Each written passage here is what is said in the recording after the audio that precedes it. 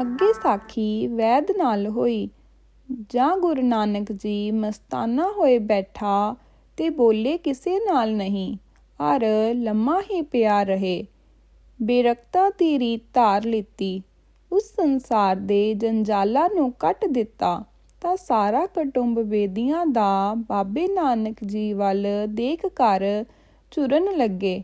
ਇਹ ਕਹਿਣ ਜੋ ਭਾਈ ਕਾਲੂ ਪਟਵਾਰੀ ਦਾ ਪੁੱਤਰ ਦੀਵਾਨਾ ਹੋਏ ਗਿਆ ਹੈ, ਜਿਹੜੇ ਬਾਬਾ ਜੀ ਦੇ ਸੰਗੀ ਹੈ ਸਨ, ਉਹ ਆਏ ਕੇ ਮਿਲਣ ਅਤੇ ਕੁਝ ਪੁੱਛਣ ਤਾਂ ਬਾਬਾ ਜੀ ਐਸਾ ਅੱਗੋਂ ਤੇ ਮਿਲੇ ਜਿਉਂ ਕਦੇ ਕੋਈ ਮਿਲਿਆ ਹੀ ਨਹੀਂ। ਉਹ ਦੇਖ ਕਰ ਬਹੁਤ ਦੁਖੀ ਹੋਏ ਤੇ ਗੁਰੂ ਜੀ ਮਗਨ ਹੋਏ ਬੈਠਾ, ਅਰ ਖਾਵੇ ਪੀਵੇ ਵੀ ਕੁਛ ਨਹੀਂ, ਇਕਾਂਤ ਹੀ ਬੈਠਾ ਰਹੇ। ਸਾਰਾ ਪਰਿਵਾਰ ਬੇਦੀਆਂ ਦਾ ਉੱਧਰ ਗਿਆ। ਉਹ ਬਿਧ ਦੇਖ ਕਰ ਮਾਤਾ ਜੀ ਮਨ ਵਿੱਚ ਬਹੁਤ ਚਿੰਤਾਵਾਨ ਹੋਏ ਕਰ ਕਹਿਣ ਲੱਗੇ, ਹੇ ਪੁੱਤਰ, ਤੂੰ ਕੈਸੀ ਦਸ਼ਾ ਆਪਣੀ ਕਰ ਰੱਖੀ ਹੈ। ਤੈਨੂੰ ਲੋੜੀਦਾ ਹੈ ਆਪਣੇ ਘਰ ਦਾ ਕਾਰਨ ਕਰਨਾ, ਬਾਹਰ ਸੇ ਕਮਾ ਕਰ ਲਿਆਵਣਾ, ਆਪਣੇ ਪਰਿਵਾਰ ਨੂੰ ਸੁਖੀ ਕਰਨਾ। ਫਕੀਰਾਂ ਦੀ ਸੰਗ ਛੱਡ ਦਿਓ, ਸੁਚੇਤ ਹੋਵੋ, ਵਿਵਹਾਰ ਕਰੋ, ਆਪਣੀ ਜਾਤ ਬਿਰਾਦਰੀ ਵਿੱਚ ਮਿਲ ਕੇ ਬੈਠੋ। देखो ते परिवार के लोग तुम्हारे शरीर की दशा देख के कैसे दुखी होए हैं। अपने घर दे खर्च ते आमदनी नूं संभालो, भली प्रकार अपनी कमाई करके दरब अपने घर में संचोगे। सुचेत होवोगे तां कोई खतरी देख कर तुहाडी सगाई करेगा, तैनूं कमाऊ जान के अपनी लड़की तेरे को ब्याह देवेगा। मेरे को भी बड़ा सुख प्राप्त होवेगा, अर तेरी लोक वडियाई करनगे।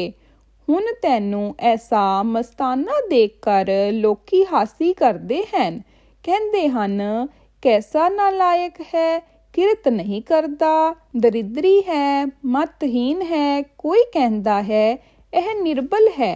उन्हां शरीके दा बोलना हमारे ताईं बज्जर पत्थर के समान दुखदाई हुंदा है, तर मेरा हृदा सुन सुन के जलदा है। ਇਹ ਬਾਤਾਂ ਮਾਤਾ ਦੀਆਂ ਸੁਣ ਕਰ ਬਾਬਾ ਜੀ ਚੁੱਪ ਕਰ ਰਹੇ। ਉੱਤਰ ਕੋਈ ਵੀ ਨਾ ਦਿੱਤਾ। ਰਾਤ ਵੀ ਦਿਨ ਵੀ ਪੜੇ ਰਹੇ, ਬੋਲੇ ਕਿਸੇ ਸੇ ਨਾਹੀ, ਅਰ ਨਾ ਸੁਚੇਤ ਹੋਏ ਕਰ ਬੈਠੇ। जैसे कोई बड़ा उन्मत्त होता है, ऐसा अडोल होए कर पड़े रहे।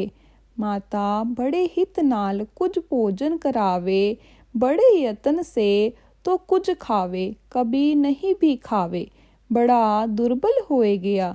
देख कर माता कहे, हे पुत्र, तेरे को क्या रोग है, तू अपनी दवाई ही कर। तेरा मुख पीला होए रहा है, तेरे अंग भी सब शिथिल होए रहे हैं। रात दिन पड़े रहते हो, खांदे पींदे भी कुछ नहीं। हे भाई, संबंधी देखन को आंदे हैं। हे पुत्र, सुचेत होवो। ऐसा देख कर माता तृप्ता जी बड़ी अधीर होए कर परमेश्वर के आगे दंडवत वंदना करदी है कि हे भगवान, मेरे पुत्र को आरोग्यता होवे, निरोग होवे। बारंबार परमेश्वर के आगे बेनतियां करदी है। एक दिन पुत्र दा हथ फड़ के बोली, पुत्र, अपनी पीड़ा कह, मैं वैद्य को बुलाए कर तेरा इलाज करावां। बाबा नानक जी चुप कर रहे। सब जात भाई खबर लैन वास्ते आए, जो बाबा नानक जी को मस्ताना देख कर बड़े दुखी होए। सारा परिवार देख देख झूरदा है। रोग नहीं जानिया जांदा कौन रोग है। हर सब परिवार देख के कालू नूं आखन लगे, तू मचला होए के बैठ गया है, अर तेरे पुत्र नानक नूं पिया होया कई दिन गुजर गए हन, पिया ही रहिंदा है। तू किसे वैद नूं सद के इसदा इलाज कराओ।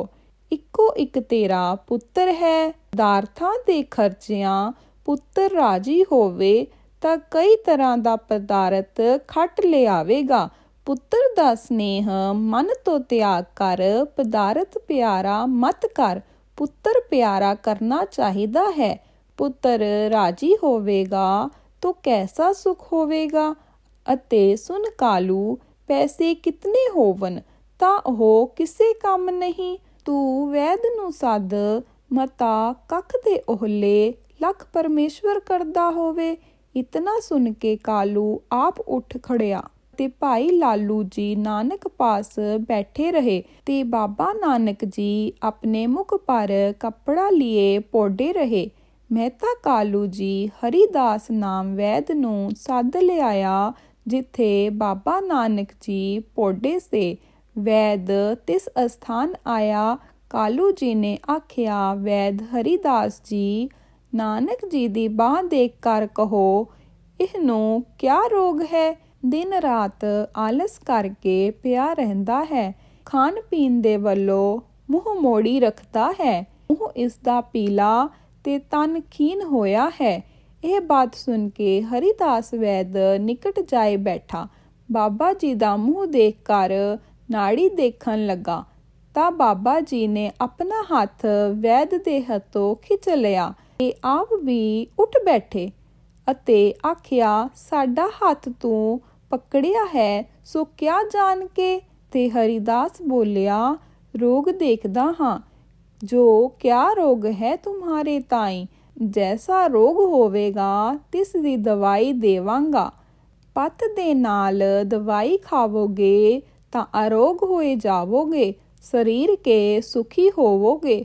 ਤਿਉਂ ਬਾਬੇ ਨਾਨਕ ਜੀ ਤਿਸ ਦੇ ਪਰਥਾਏ ਸ਼ਬਦ ਉਚਾਰਿਆ। ਸ਼ਲੋਕ ਮਹੱਲਾ ਪਹਿਲਾ। ਵੈਦ ਬੁਲਾਇਆ ਵੈਦਗੀ, ਪਕੜ ਢੰਡੋਲੇ ਬਾਹ। ਭੋਲਾ ਵੈਦ ਨ ਜਾਣਈ, ਕਰਕ ਕਲੇਜੇ ਮਾਹੇ। ਮਹੱਲਾ ਦੂਜਾ। ਵੈਦਾ ਵੈਦ ਸੁਵੈਦ ਤੂੰ, ਪਹਿਲਾ ਰੋਗ ਪਛਾਣ।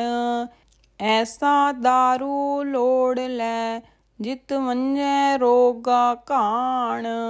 ਜਿਤ ਦਾਰੂ ਰੋਗ ਉਠੀਐ, ਤਨ ਸੁਖ ਵਸੈ ਆਏ। ਰੋਗ ਗਵਾਈਏ ਆਪਣਾ, ਤਾਂ ਨਾਨਕ ਵੈਦ ਸਦਾਏ। ਤਿਸ ਦਾ ਪਰਮਾਰਥ ਪਿਤਾ ਕਾਲੂ ਨੇ ਵੈਦ ਬੁਲਾਇਆ ਸੀ। ਵੈਦਕੀ ਦਵਾਈ ਗੁਰੂ ਨਾਨਕ ਦੇਵ ਜੀ ਦੀ ਕਰਨ ਦੇ ਵਾਸਤੇ ਉਹ ਵੈਦ ਬਾਬੇ ਨਾਨਕ ਜੀ ਦੀ ਬਾਂਹ ਪਕੜ ਕੇ ਲੱਗਾ ਦੇਖਣ। ਉਹ ਭੋਲਾ ਵੈਦ ਜੋ ਬਾਬੇ ਨਾਨਕ ਜੀ ਦੇ ਰੋਗ ਦਾ ਮਹਿਰਮ ਨਹੀਂ, ਜੋ ਕਿਆ ਰੋਗ ਹੈ ਕਲੇਜੇ ਵਿਖੇ। ਤਿਸ ਤੇ ਬਾਬਾ ਨਾਨਕ ਜੀ ਕਹਤੇ ਹੈ, ਹੇ ਵੈਦ ਸੁਵੈਦ ਉੱਤਮ ਵੈਦ, ਤੈਨੂੰ ਅਸੀਂ ਤਾਂ ਜਾਣੀਏ ਜੋ ਪਹਿਲੇ ਰੋਗ ਨੂੰ ਪਛਾਣੇ। ਅਤੇ ਐਸਾ ਦਾਰੂ ਲੋੜ ਲੋ ਢੂੰਡ ਲਵੋ, ਜਿਸ ਕਰਕੇ ਰੋਗ ਦਾ ਕਾਣ ਕਿਆ ਸੰਭੂ ਰੋਗ ਦੂਰ ਹੋ ਜਾਵਨ।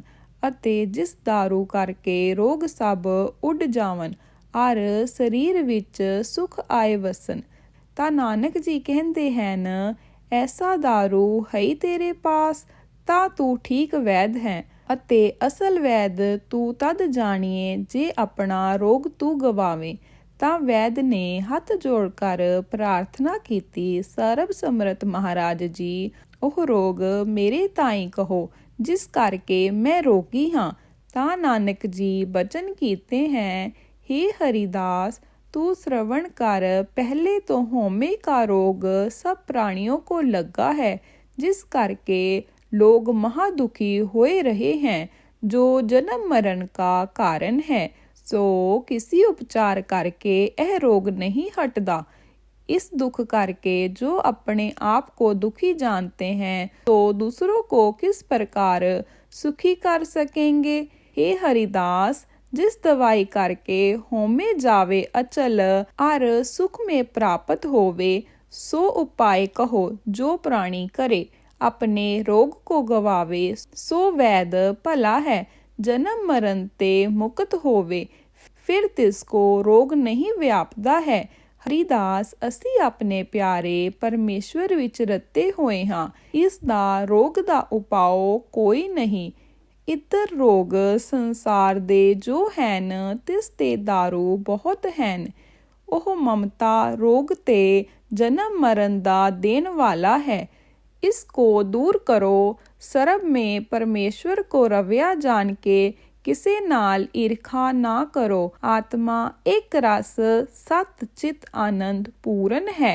ਇਹ ਬਚਨ ਗੁਰੂ ਜੀ ਦੇ ਸੁਣकर ਹਰੀਦਾਸ ਨੇ ਆਖਿਆ, ਹੇ ਮਹਿਤਾ ਕਾਲੂ, ਨਾਨਕ ਜੀ ਨੂੰ ਰੋਗ ਕੋਈ ਨਹੀਂ, ਤੁਸੀਂ ਚਿੰਤਾ ਨਾ ਕਰੋ। ਇਹ ਪਰਮੇਸ਼ਵਰ ਦੇ ਰੰਗ ਰੱਤਾ ਹੈ ਅਤੇ ਇਹ ਦੁਨੀਆ ਦੇ ਦੁੱਖ ਦੂਰ ਕਰਨੇ ਨੂੰ ਸਮਰੱਥ ਹੈ। ਇਹ ਕਹਿ ਕਰ ਹਰੀਦਾਸ ਮੱਥਾ ਟੇਕ ਕਰ ਘਰ ਨੂੰ ਚਲਦਾ ਰਿਹਾ।